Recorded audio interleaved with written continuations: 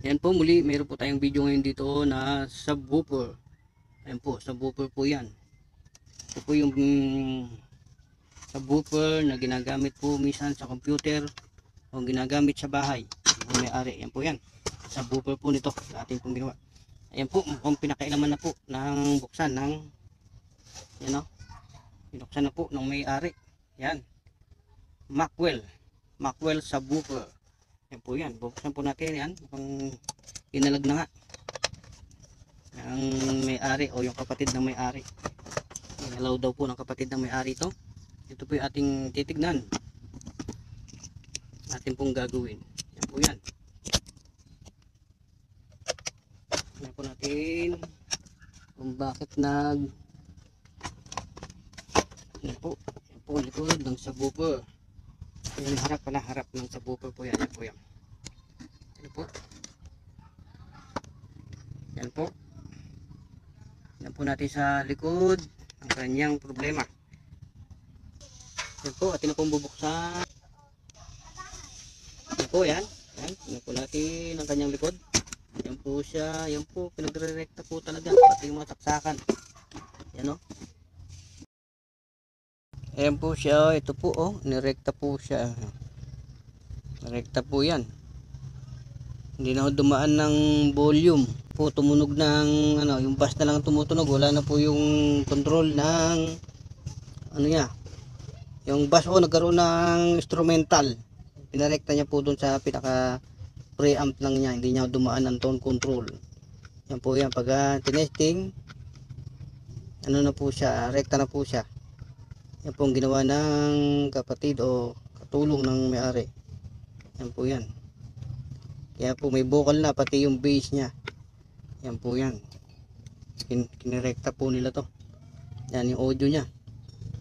Yung audio input nirekta ng hindi na pinadaan ng tone control. Yan po, hindi na pinadaan ng tone control to. Itong ano nito. Yan po yan ang ating aayusin. Yan po, subukan po natin muling ibalik sa kanyang pagkaputol. Yan po. Pinutol po rito yan. Oh. Yan. Babalik po natin yan sa kanya. At testingin po natin kung okay po. Yan po yan. Atin pong gagawin. Kanya, hihinang na lang po natin siya. Yan. Yan po, hihinang na lang po natin siya.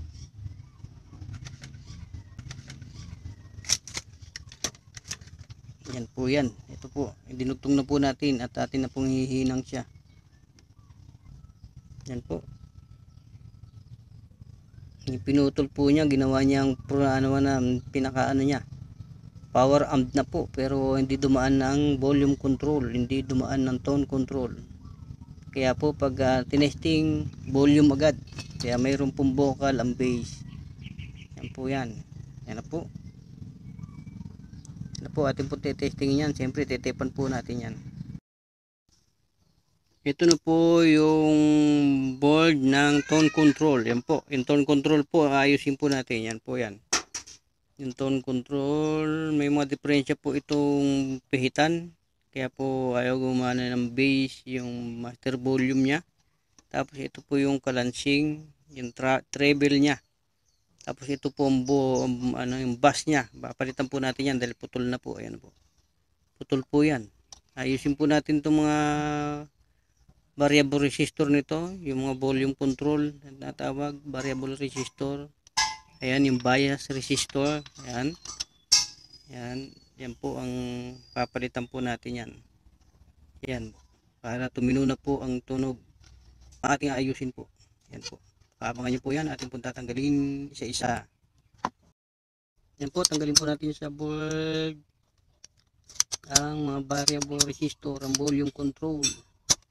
Yung bias resistor, tanggalin po natin. Maging itong sa base na mawala-wala.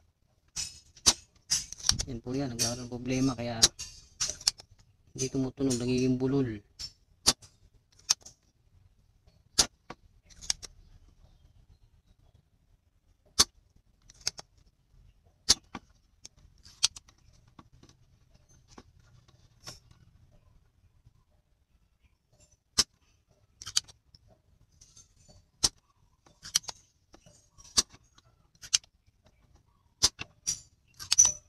Yan po. Tanggalin po natin isa-isa.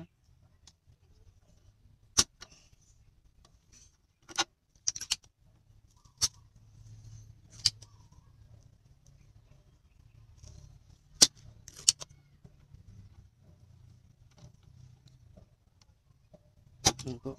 Taga natin tanggalin.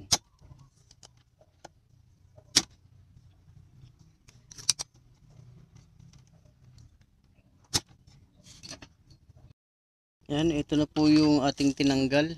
Ito na po natin yan dahil putol na po ito. Pares na po natin papalitan ito ng bago po. Ayan po, 50k po siya, 50k. Yan. Yan, 50k po ang papalit natin. Yan po ating po ikabit itong sa bus. Yan po yung bus niya sa bus. Yan. Base, ang tawag base. Yan po, kakabit po natin dito yan. Yan, hihinang po natin. Ayan na po, ito na po yung volume na bago. Kinapit po natin, ayan na po siya. Hininang na po natin siya. Ayan po, inumpurbise na po natin yung mga paa niya. Tulad po nito, wala pong mga paa. Dinugtungan na lang po natin yung ano niya, yung paa niya. Ito po, may mga paa po ito eh. Yan, improvise din po yung ginawa natin dyan. Yan, ilagyan po natin ng mga paa, magmula sa ilalim. Yan, yan, hininangan po natin ng wire pag-convert yan.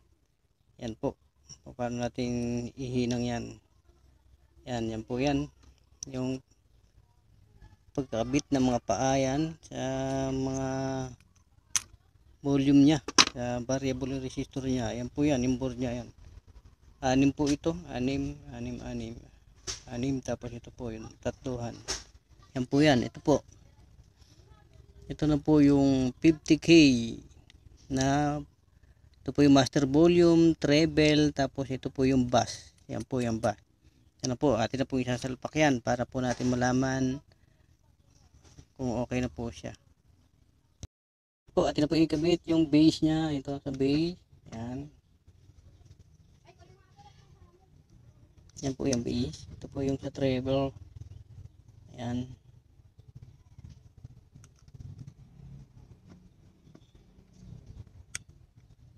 Po yung sa master volume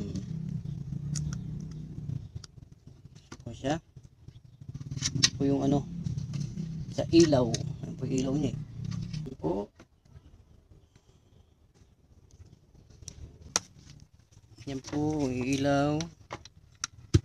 Yan po, umilaw na po siya. Yan po.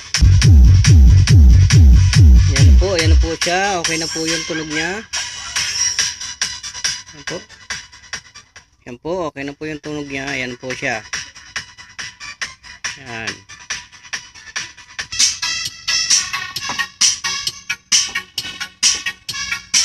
Yan po siya. Yan na.